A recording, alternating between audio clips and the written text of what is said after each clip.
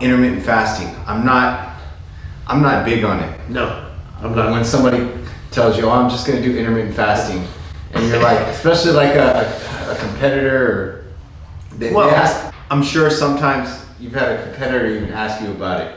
Maybe. Yeah, and this is my opinion of it. First of all, we all go through a period of intermittent fasting in our lives every single day. Yeah. It's called sleep. Exactly. Okay? Yeah. All right. The whole process in pushing your metabolism is feeding it. Yeah. Okay? You feed the fire. You're putting wood on the fire all day long. The thermic effect of food, right? Yeah.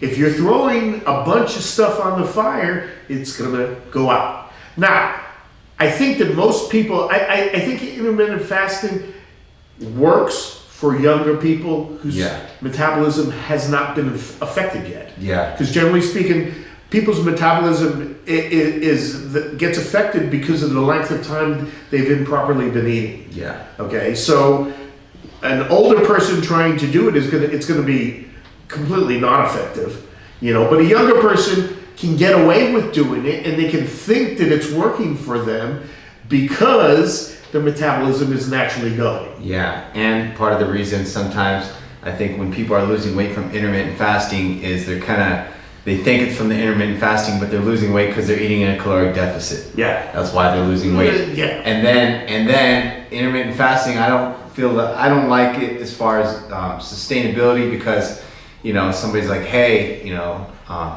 our family's in town or your cousin's in town, let's go get breakfast or something. You're like, I can't. Intermittent fasting, can't eat till 12, or my cutoff time is at 8. I can't go to dinner with you guys. Yeah. It's just not sustainable. Yeah, it's not sustainable. And the other thing is that your body can only process a certain amount of food at any given time. Exactly. So if you're throwing a bunch of food past the point of your body being able to process, what do you think's going to happen to it? And this is why, or they say I just eat 2 big meals within that 8-hour time period.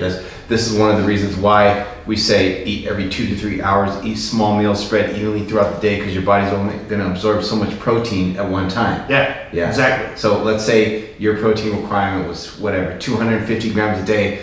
You're not going to try and shove that 250 grams in just 2 meals or whatever. It just doesn't make sense. There's no logic behind it. It doesn't make sense.